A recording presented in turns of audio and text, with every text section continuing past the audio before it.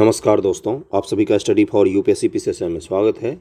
आज का टॉपिक जो है वो बीपीएससी मेंस और जो यूपीएससी का मेंस देंगे उन दोनों के लिए डेटा बहुत अच्छा प्रोवाइड करवाएगा। और क्या पढ़ेंगे हम?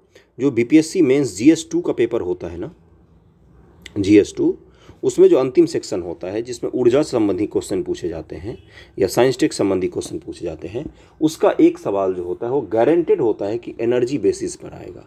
ऊर्जा से संबंधित सवाल पूछे जाते हैं, गारंटेड होता है। एक सवाल हर साल पूछे जाते हैं। बहुत बार मैंने पेपर का एनालिसिस किया है, आप जाके वहाँ पर देख सकते हैं उसको। तो आज हम पढ़ेंगे एटॉमिक ऊर्जा, परमाणु ऊर्जा की संभावनाएँ। इसमें क्या सब बताऊँगा मैं आपको कि एटॉमिक एनर्जी का भारत में हिस्ट्री क्या है।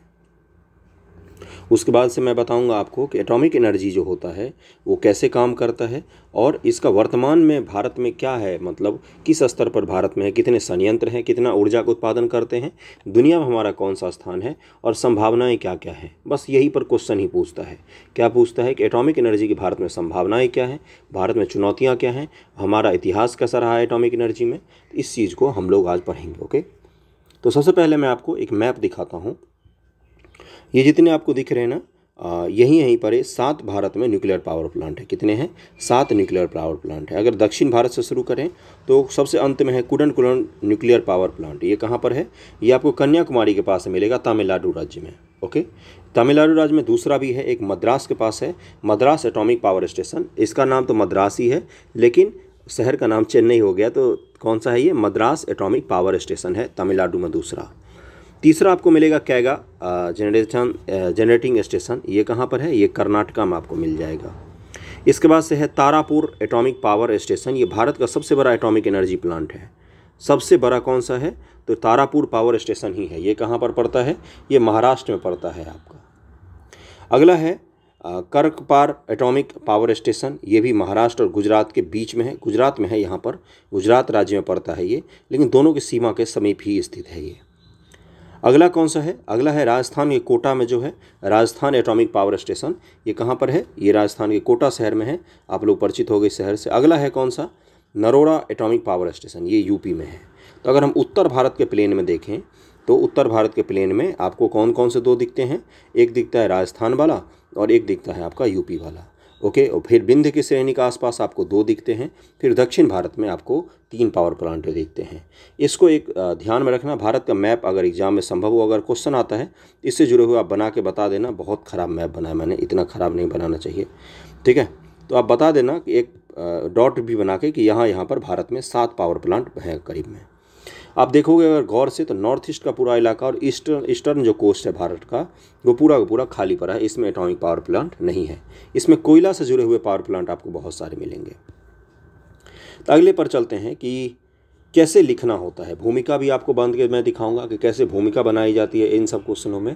उसके बाद से कैसे निष्कर्ष तक पहुंचा जाता है। धीरे धीरे करके वीडियो को अंत तक देखना आप लोग। ओके, क्या है? पहला कि ऊर्जा प्रत्येक समाज या राष्ट्र की मूलभूत आवश्यकता होती है, क्योंकि यह विकास की सीढ़ी के साथ आगे बढ़ती है। इसका मतलब क्या हुआ? पीडीएफ में मत जाना। बहुत सारे वेबसाइट से मैंने कॉपी पेस्ट किया है पीडीएफ मेन होता है कि डेटा इकट्ठा करके कहीं एक वीडियो में आपको मिल तो जा रहा है ना, आपको खुद से तो नहीं ढूंढना पड़ रहा है। तो इसलिए ध्यानपूर्वक समझना। देखो, भारत दुनिया में 5वीं बड़ी अर्थव्यवस्था बन रहा है। तो अर्थव्यवस्था, इकोनॉमी जब भी बढ़ता है ना, तो सबसे पहले कौन सी चीज़ बढ़ती है? एनर्जी का जो कंजम्पशन होता है ना, एनर्जी की जो खपत होती है वो सबसे तेज़ी से बढ़ती है। जब भी इकोनॉमी ग्रो करेगा तो एनर्जी का जो कंजम्पशन है वो ग्रो करेगा। एनर्जी कंजम्पशन ग्रो करेगा तो इकोनॉमी ग्रो करेगा। जैसे बिहार का अगर हम देखें 350 वाट जो है ये एनर्जी पर पर्सन पे पड़ रहा है, मतलब इतनी बिजली की खपत हम कर रहे हैं और धीरे धीरे बढ़ रहा है एनर्जी कंजम्पशन बिहार में। यानी कि क्या हो रहा है? बिहार में इकोनॉमिक ग्रोथ जो है वो धीरे धीरे बढ़ रहा है, अर्थव्यवस्था का विस्तार हो रहा है, बिजली अधिक लोगों तक पहुंच रहा है, बिजली का खपत अधिक लोग कर रहे हैं। मतलब कि बिजली का खपत करने के लिए सामान तो खरीदना पड़ेगा ना, यानी कि लोगों के पास परचेजिंग पावर जो है वो भी बढ़ रहा है। धीरे धीरे लोग पंखा खरीद पा रहे हैं, टीवी खरीद पा रहे हैं, अलग अलग वॉशिंग मशीन खरीद पा रहे हैं, फ्रिज खरीद पा रहे हैं, तभी तो कंजम्पशन बढ़ रहा है ना। तो दुनिया में हम तीसरे सबसे अधिक एनर्जी कंजम्पशन वाले देशों में हैं। पहले स्थान पर कौन सा देश है? यूएसए है। दूसरे स्थान पर कौन सा है? चीन है। तीसरे स्थान पर हम आते हैं भारत। दुनिया में सबसे अधिक एनर्जी का खपत हम ही करते हैं, चाहे वो पेट्रोल के फॉर्म में हो, चाहे वो एटॉमिक एनर्जी के फॉर्म में हो, चाहे कोयला के फॉर्म में हो, हर किसी को मिलाकर मैं कह रहा हूँ। ओके, हाल के समय विश्व को बिजली और ऊर्जा संकट का सामना करना पड़ा है। यद्यपि अलग अलग देशों में इस संकट के कारण अलग अलग रहे हैं, फिर भी जीवाश्म ईंधन पर निर्भरता कम करने और व्यवहार्य विकल्पों की तलाश के लिए आवाज़ उठने लगी है। जीवाश्म ईंधन जब हम जलाते हैं, जब आप पेट्रोल जलाते हो, डीजल जलाते हो, तो बहुत बड़ी मात्रा में carbon dioxide, sulphur dioxide, carbon monoxide, इन सब का उत्सर्जन होता है। इससे क्या होता है, ग्रीन हाउस गैसों का प्रभाव जो है वो बहुत ज़्यादा बढ़ जाता है, जलवायु परिवर्तन संबंधी घटनाएं घटती हैं। इसलिए एटॉमिक पावर जो होता है ये भी पॉल्यूशन फैलाता है। पॉल्यूशन हवा में नहीं, ये भूम पॉल्यूशन फैला सकता है, वाटर पॉल्यूशन फैला सकता है, एटॉमिक रेडिएशन फैल सकता है, दुर्घटना का संभावना रहता है। इसकी ये सब तो हम चुनौतियों में देखेंगे कि क्या क्या चुनौतियाँ आ सकती हैं। तो लेकिन तुलनात्मक अगर हम करें कार्बन डाइऑक्साइड वाले से या SO2 से, तो उसकी तुलना में पावर प्लांट्स जो होते हैं एटॉमिक, वो कम पॉल्यूशन फैलाते हैं। इस संदर्भ में परमाणु ऊर्जा एक बृहद अवसर उपलब्ध करा सकता है। एक और वर्तमान में मनुष्य को ज्ञात ऊर्जा का सबसे सस्ता, हरित और सबसे सुरक्षित स्रोत हो सकती है, तो दूसरी यह मानव जाति के इतिहास के कुछ सबसे भीषण आपदाओं के लिए भी जिम्मेवार रहा है। चेरनोबिल वेब सीरीज आपने देखा होगा कि नहीं पता नहीं, चेरनोबिल पढ़ा तो जरूर होगा अगर NCERT पढ़ा होगा। चेरनोबिल जो वर्तमान के यूक्रेन में पड़ता है, तो वहाँ पर क्या हुआ था, एटॉमिक पावर प्लांट ही बन रहा था जिसमें विस्फोट हो गया था और पूरा का पूरा शहर तबाह हो गया था। परमाणु ऊर्जा के संबंध में भारत की प्रमुख पहल। भारत ने बिजली उत्पादन से परमाणु ऊर्जा के दोहन की संभावना का पता लगाने के लिए सचेत रूप से कदम आगे बढ़ाए हैं। विकासशील देशों में भारत प्रमुख देश है। दुनिया में 15 देशों में हमारा 13th रैंक है जो सबसे अधिक परमाणु ऊर्जा का उत्पादन करता है। सबसे अधिक कौन सा करता है, तो USA करता है। भारत का 13वां पोजीशन है और साल में हम लगभग में, ये डेटा लिख के रख लेना, 40,374 गीगा वाट आवर करीब में हम लोग प्रोड्यूस करते हैं एटॉमिक एनर्जी। दुनिया में कौन सा रैंक है, 13th रैंक है। लेकिन आज़ादी के बाद ऐसी स्थिति नहीं थी। आज़ादी के बाद दुनिया भर के देशों ने हमें एटॉमिक पावर प्लांट बनाने की टेक्नोलॉजी देने से मना कर दिया। तो डॉक्टर होमी जहांगीर भाभा का नाम सुना होगा आपने, डॉक्टर भाभा, इनका एक वेब सीरीज़ भी आया था रॉकेट बॉयज़ करके, बहुत ही बेहतरीन वेब सीरीज़ थी। तो डॉक्टर भाभा जो थे, इन्होंने भारत में इंडिजिनस मतलब अपना हमने एटॉमिक पावर प्लांट बनाया था, एटॉमिक रिएक्टर बनाया था, पहली बार थोरियम आधारित बनाया था हमने बोला कि हमें किसी से कुछ नहीं चाहिए, हम खुद डेवलप कर सकते हैं। इस दिशा में होमी जहांगीर भाभा द्वारा 1950 के दशक में एक 3 चरणीय परमाणु ऊर्जा कार्यक्रम की रूपरेखा तैयार की गई थी। भारतीय परमाणु ऊर्जा रिएक्टरों में 2 प्राकृतिक रूप से उपलब्ध तत्वों यूरेनियम और थोरियम को परमाणु ईंधन के रूप में उपयोग करने के निर्धारित उद्देश्यों के साथ परमाणु ऊर्जा अधिनियम 1962 को तैयार और कार्यान्वित किया गया। 1962 का अधिनियम है परमाणु ऊर्जा अधिनियम 1962। किसको किसको हम यूज करते हैं, यूरेनियम को करते हैं, यूरेनियम को, और थोरियम को हम यूज करते हैं परमाणु ईंधन के रूप में। भट्ठी होता है, रिएक्टर क्या होता है एक तरह से। अब जैसे चूल्हा क्या होता है, उसमें लकड़ी डालो, आग जलाओ, खाना पकाओ। तो चूल्हा किस चीज़ का काम करता है, चूल्हा भट्ठी होता है।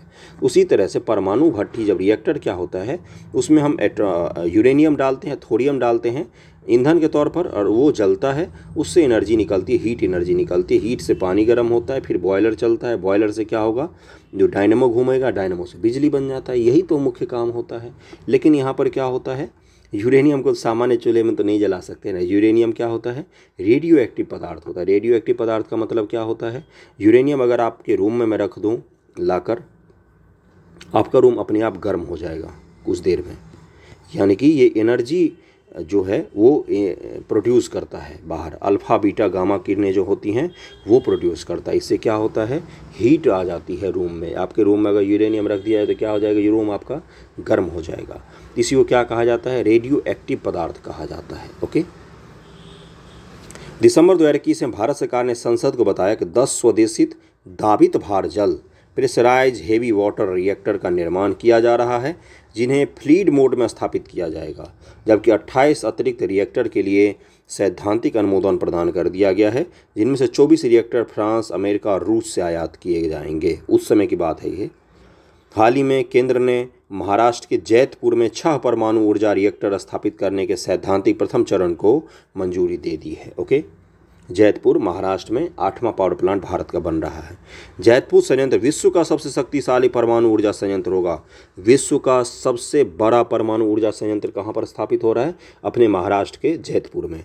यह 9.6 गीगावाट की स्थापित क्षमता वाले 6 अत्याधुनिक इवोल्यूशनरी पावर रिएक्टर्स होंगे जो निम्न कार्बन वाली बिजली का उत्पादन करेंगे। ये सब आपको पॉइंट्स जो मिल रहे हैं इनको नोट डाउन करके रख लीजिए। कल आपको पीडीएफ मिलेगा, टेलीग्राम चैनल का लिंक दिया हुआ रहता है डिस्क्रिप्शन में पीडीएफ के लिए, उसको आप ज्वाइन कर लीजिए, वहाँ पर आपको पीडीएफ मिल जाएगा। ये 6 परमाणु ऊर्जा रिएक्टर जिनमें प्रत्येक की क्षमता 1650 मेगावाट होगी, फ्रांस के तकनीकी सहयोग से स्थापित किया जाएगा। ये आपको लिखना पड़ेगा कि जैतपुर में कौन से देश की मदद से बना रहे हैं हम, तो फ्रांस की मदद से बना रहे हैं। कुछ देश हैं जैसे फ्रांस हो गया, यूएसए हो गया और जापान हो गया और रूस। कौन सा देश बोला मैंने? रूस। इनको एटॉमिक पावर प्लांट स्थापित करने में बिल्कुल महारत हासिल है, इसलिए ये देश जो हैं ये बाकी दुनिया के देशों को अपने स्ट्रेटजिक हिसाब से मदद करते हैं। जैसे भारत को कौन मदद कर रहा है? भी फ्रांस मदद कर रहा है। और कुडनकुलन परमाणु संयंत्र जो तमिलनाडु मैंने दिखाया वो रूस के सहयोग से बनाया गया है। तो इस पॉइंट को नोट डाउन करके लिख लेना। आगे बढ़ते हैं हम लोग। परमाणु ऊर्जा क्यों? थोरियम की उपलब्धता है भारत में बहुत ज़्यादा। भारत थोरियम की उपलब्धता के मामले में अग्रणी स्थान रखता है, जिसे भविष्य का परमाणु ईंधन माना जाता है। थोरियम की उपलब्धता के साथ भारत में ऐसा पहला राष्ट्र बनने की क्षमता है जो जीवाश्म ईंधन मुक्त राष्ट्र होने के सपने को साकार कर सकता है। मोदी जी ने क्या बोला था COP26 में कि हम 2070 तक कार्बन इमिशन में बिल्कुल न्यूट्रल हो जाएंगे, यानी जितना कार्बन का हम इमिशन करेंगे हम उतना ही कार्बन का अवशोषित भी करेंगे। यानी कि एटॉमिक पावर प्लांट जो है वो हमारे लक्ष्य को पूरा करने में हमें मदद कर सकता है। 2030 तक जो हमने रखा है कि हम कटौती कर लेंगे बहुत सारे जीवाश्म ईंधन के दहन में, उसमें भी हमें इससे मदद मिल सकती है। थोरियम की उपलब्धता के साथ भारत के तरह राष्ट्र बनने की क्षमता भी रखता है। आयात बिलों में कटौती, परमाणु ऊर्जा उत्पादन से राष्ट्र को सालाना लगभग $100 बिलियन की बचत होगी, जिसे हम पेट्रोलियम और कोयले के आयात पर खर्च करते हैं। अगला क्या है? स्थिर और विश्वसनीय स्रोत। विद्युत के सबसे हरित स्रोत निश्चित रूप में सौर और पवन है, लेकिन अपने सभी लाभों के बावजूद सौर और पवन ऊर्जा स्थिर नहीं है। हमेशा सूर्य की रोशनी एक समान प्राप्त होगी ये कोई नहीं कह सकता। हमेशा पवन ऊर्जा पवन चक्की चलती ही रहेगी ये कोई नहीं कह सकता। लेकिन एटॉमिक पावर जो होता है वो विश्वसनीय अस्थायित्व प्रदान करता है। और ये हमें जो हम बाहर से पेट्रोल आयात करते हैं, कच्चा तेल आयात करते हैं, जिसके कारण बहुत बार हमारा व्यापार घाटा रहता है, हमेशा बैलेंस ऑफ पेमेंट में ये हमारा मदद करेगा कि व्यापार घाटा कम होगा। दूसरी ओर परमाणु ऊर्जा अंतर्राष्ट्रीय उपस्थिति के साथ विश्वसनीय ऊर्जा अपेक्षाकृत स्वच्छ उच्च घनत्व वाला स्रोत प्रदान करती है। घनत्व का मतलब क्या होता है? कम अमाउंट में ईंधन लगाने पर आपको अधिक ऊर्जा प्राप्त होती है। इसको क्या कहा जाता है? ऊर्जा घनत्व कहा जाता है। जैसे हाइड्रोजन जो है ये विश्व का भविष्य का ईंधन इसको इसलिए कहा जाता है क्योंकि इसका एनर्जी इफिशियंसी सबसे अधिक होता है। सबसे कम हाइड्रोजन जलाने पर आपको बहुत अधिक एनर्जी मिलती है। लेकिन यूरेनियम का हाइड्रोजन की तुलना में कम होता है, लेकिन बहुत अधिक होता है फिर भी। जैसे 5 टन से ज़्यादा जितना कोयला जलाने पर आपको एनर्जी प्राप्त होती है उतना 1 केजी यूरेनियम से आपको प्राप्त हो जाता है लगभग में। ओके, तो एनसीईआरटी पढ़ोगे तो इस तरह की चीज़ें आपको मिल जाएंगी। अगला क्या है? सस्ता परिचालन संचालन। कोयला अथवा गैस संयंत्रों की तुलना में परमाणु ऊर्जा संयंत्रों की परिचालन लागत कम होती है, इसको चलाने में लागत कम आती है। अनुमान लगाया जा गया है कि रेडियोधर्मी ईंधन के प्रबंधन और परमाणु संयंत्रों के निपटान जैसी लागत को जोड़कर भी यह लागत कोयला संयंत्र के 33 से 50% और गैस संयुक्त चक्र संयंत्र के 20 से 25% के बराबर ही है। जितना कोयला संयंत्र खर्च करते हैं उसका मात्र 33% उतना उससे कम खर्च करने पर हमें परमाणु संयंत्र चलाने में पूरा काम संपन्न हो जाता है। तो यानी कि लागत कम है किस चीज़ में? परमाणु ईंधन वाले संयंत्र को चलाने में लागत जो है वो बहुत ही कम आता है। ओके, परमाणु ऊर्जा अपनाने संबंधी चुनौतियाँ क्या क्या हैं? अब ये चुनौतियाँ आपको लिखना पड़ेगा, 1 2 3 4 पॉइंट करके आप लिख सकते हैं। पूंजी गहन। परमाणु ऊर्जा संयंत्र पूंजी गहन है। हाल के परमाणु निर्माणों को बड़ी लागत का सामना करना पड़ा। मतलब कि पहली बार जब हम परमाणु ऊर्जा संयंत्र बनाते हैं ना, इसमें लागत अधिक आता है पहली बार में। परिचालन में लागत कम आता है, रोज़ डेली बेसिस पर जो खर्चा होता है किसी संयंत्र को चलाने में वो तो कम है, लेकिन जब पहली बार इसको स्थापित किया जाता है तो उसमें बहुत बड़ी लागत आती है। इसका एक हालिया उदाहरण दक्षिण कैरोलिना यूएस में वीएस समर परमाणु परियोजना है, जिससे लागत इतनी तेजी से बढ़ गई कि $9 बिलियन अधिक के खर्च करने के बाद परियोजना को छोड़ दिया गया। $9 बिलियन से ज़्यादा जब खर्च हो गया तो इसको छोड़ दिया गया, नहीं आगे बढ़ाया गया। अपर्याप्त परमाणु स्थापित क्षमता। वर्ष 2008 में परमाणु ऊर्जा आयोग ने अनुमान लगाया था कि भारत में 2050 तक 650 गीगावाट स्थापित क्षमता होगी। वर्तमान स्थापित क्षमता मात्र 6.78 गीगावाट है। 2050 तक हमने कितना रखा है? 650 गीगावाट का, लेकिन अभी तक हमारे पास कितना है? 6.78 गीगावाट। मतलब 100 गुना बढ़ना है हमें अगले 25 से 26 सालों में। ये चुनौती है।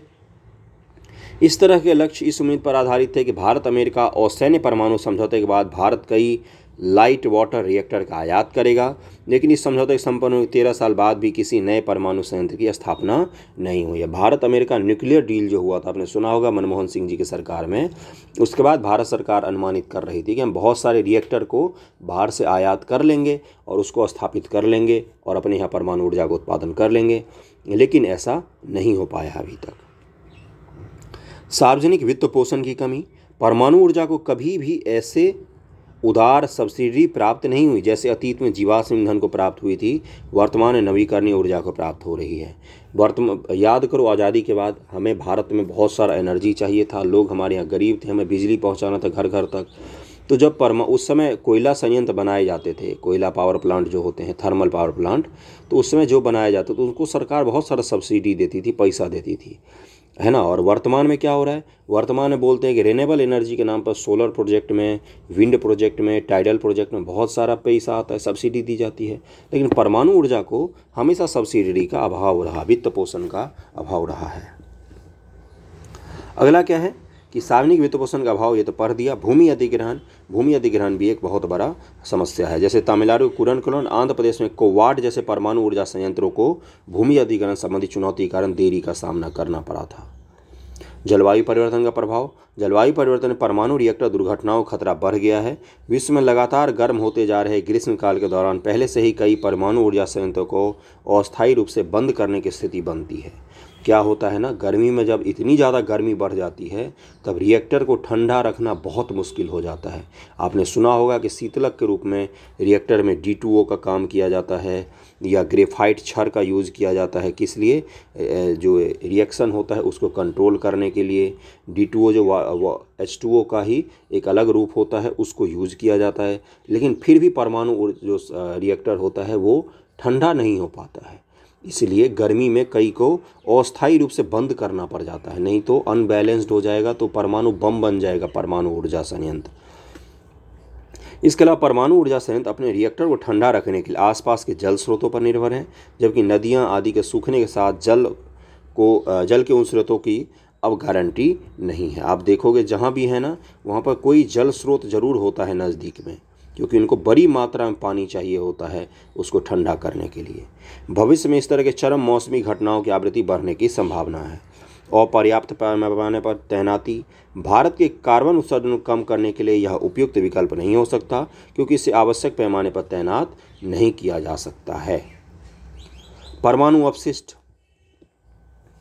परमाणु ऊर्जा का एक अन्य दुष्प्रभाव इससे उत्पन्न होने वाले परमाणु अपशिष्ट की मात्रा भी है।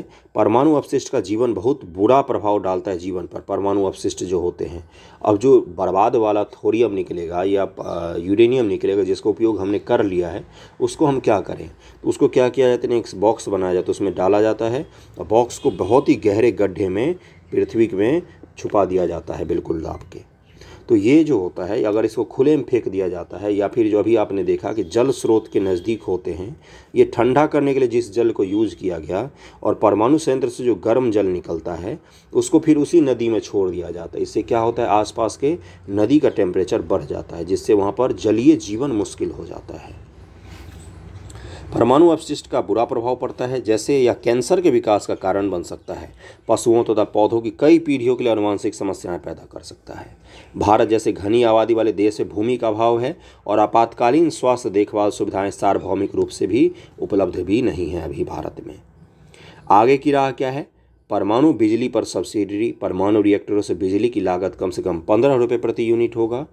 ऑपरेशन लागत को छोड़कर, मतलब हम परमाणु संयंत्र से बिजली उत्पादन करते हैं उस पर लागत कितना होता है, 15 रुपये पर यूनिट, जबकि उसमें बिजली ट्रांसफ़र करने का कॉस्ट नहीं जोड़ा हुआ है। जबकि सौर ऊर्जा के लिए हाल ही में न्यूनतम बोली 2.14 प्रति यूनिट और सौर पवन हाइब्रिड योजना के लिए 2.34 रुपये रही है, यानी कि ये भी एक बहुत बड़ा चुनौती होगा। ओके, अगला पॉइंट क्या है, यदि परमाणु बिजली को प्रतिस्पर्धी दर पर बेचा जाना है तो उसे भारत सरकार द्वारा अधिक सब्सिडी देनी होगी और भारत के परमाणु ऊर्जा निगम के माध्यम से सभी परमाणु संयंत्रों का संचालन करती है। पूर्व परियोजना मुद्दों को संबोधित करना, सरकार को ये आगे की राह बता रहा है। सरकार को नई साइटों पर भूमि अधिग्रहण, विभिन्न मंत्रालय विशेष रूप से पर्यावरण मंत्रालय से मंजूरी, समय पर विदेशी सहयोग खोजने और जैसी परियोजनाएं, पूर्व गतिविधियों से संबंधित मुद्दों को संबोधित करना चाहिए। मतलब क्या है कि आप पहले ये तो देखो कि आप यूरेनियम कहाँ से मंगाओगे, कनाडा से मंगाओगे, उज़्बेकिस्तान से मंगाओगे, ऑस्ट्रेलिया से मंगाओगे। यूरेनियम आपके पास पहले आना चाहिए, थोरियम आपके पास होना चाहिए, फिर आपको पर्यावरण से NOC लेना पड़ेगा, नो ऑब्जेक्शन सर्टिफिकेट लेना पड़ेगा, भूमि अधिग्रहण करना पड़ेगा। तो पहले से ही क्यों ना हम भूमि अधिग्रहण करके रखें, ताकि कोई स्थापित करना चाहे ज़मीन पर परमाणु संयंत्र स्थापना करना चाहे तो हम उसको बोले कि यहाँ पर भूमि अधिग्रहित किया हुआ है, आप जाके यहाँ पर स्थापित कर सकते हैं। इसके अलावा परमाणु ऊर्जा संयंत्र पूंजी लागत को कम करने के लिए पूंजीगत लागत करने निरंतर प्रयास किए जाने चाहिए। सुरक्षा चिंताओं को संबोधित करना, सुरक्षा जो एक प्रमुख चिंता का विषय है को प्राथमिक के आधार पर संबोधित करना चाहिए। मतलब ऐसा ना हो कि परमाणु ऊर्जा संयंत्र परमाणु बम में बदल जाए। परमाणु दुर्घटना के भय से परमाणु ऊर्जा उत्पादन को पूरी तरह से समाप्त करना एक गलत कदम होगा। मतलब ये बोल रहा है कि ऐसा भी नहीं होना चाहिए कि दुर्घटना के कारण आप परमाणु ऊर्जा का उत्पादन ही ना करो, सावधानीपूर्वक उत्पादन करना चाहिए। अमेरिका जैसे देश जब इतना सारा उत्पादन कर रहे हैं तो भारत भी कर सकता है। तो PDF में तो यहीं तक था। इसके अलावा आपसे क्या बोल सकता है कि बताइए इससे क्या क्या लाभ होगा, तो आप ये बता सकते हो बैलेंस ऑफ पेमेंट में हमें लाभ होगा, हमें बाहर जो डॉलर होता है विदेशी मुद्रा का खपत हमारा कम हो जाएगा, कार्बन उत्सर्जन कम होगा जिससे कार्बन क्रेडिट हमारा बढ़ेगा, है ना। भारत को अपने COP26 में जो प्रधानमंत्री जी ने लक्ष्य रखा है उसको प्राप्त करने में आसानी होगी। ग्रीन एनर्जी देश से बढ़ने से जलवायु परिवर्तन पर पॉजिटिव इफेक्ट होगा। ग्रीन एनर्जी जब ज़्यादा अधिक यूज होगा तो ये सब चीज़ आप बता सकते हैं। ओके, बाकी मैंने चुनौतियाँ बता दी है, कुछ डेटा भी बता दी हैं आपको, कितना क्या उत्पादन होता है, भारत में कितना उत्पादन होता है अभी 40,374 के करीब में गीगावाट आवर जो होता है, गीगावाट उसका उत्पादन होता है। 2025 तक हमने जो लक्ष्य रखा है वो सब भी बता दिया है मैंने। दुनिया में 13th रैंक पर आते हैं, कहाँ कहाँ पर परमाणु संयंत्र है सब कुछ बता दिया है। इससे ज़्यादा आपसे नहीं पूछेगा एग्जाम में, आपसे ज़्यादा यही पूछ सकता है कि इतिहास क्या है, उसके बाद से क्या पूछेगा वर्तमान में हम कितना उत्पादन कर रहे हैं, कितने परमाणु संयंत्र है, कहाँ कहाँ वो बनाए जा रहे हैं, ये सब बता दिया है मैंने। और भविष्य में कौन कौन सी चुनौतियाँ हमें सामना करना पड़ सकता है परमाणु ऊर्जा संबंधी, ये सब पूरा बता दिया है मैंने। ओके, वीडियो जैसा भी लगा हो ज़रूर बताना कमेंट करके। थैंक यू सो मच आप सभी का।